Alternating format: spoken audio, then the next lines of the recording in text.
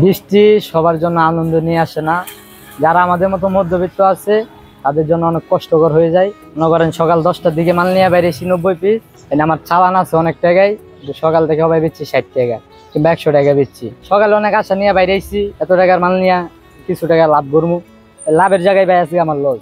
আমাদের এই মালটা থাকলে কালকে আর পরবর্তী বিক্রি করতে পারবো না, এটা মনে করেন নষ্ট হয়ে যাবে, কালকে পরবর্তী নিয়ে বাইরে দিতে পারবো না। তারপরে মনে করেন মাল যদি নষ্ট হয়ে যায় তারপরেও তো আল্লাহর সাথে তো আর রাগ করা যাবে না, শুক্রিয়া আদায় করতেই হইব। আমার বেচা কিনে 10 টাকা কম বা বেশি হোক। আর এই বৃষ্টিতে আশা হয় নাই যে বেচা কিনে হইব, আকাশের অবস্থা এমন খারাপ, তবে দেওয়া যাক কি করা যা। তারপরেও আশা আছে যাই বেচতে পারি। ভাই যত কষ্ট হোক আমাদের কাজ করতে হইব, কারণ মধ্যবিত্ত ফ্যামিলিতে জন্ম।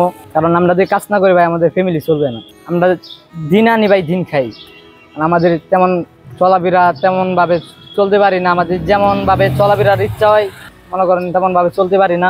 আমাদের দোকান নিয়ে বাইরে হইলে ইনকাম হয় না, এটা হয় না। বাসায় যদি একদিন দেখার বইসাতে ওই একটা দিনই আমাদের লস, ওই একদিনেই আমাদের অনেক টাকায় ঘাটতি পড়ে যায়।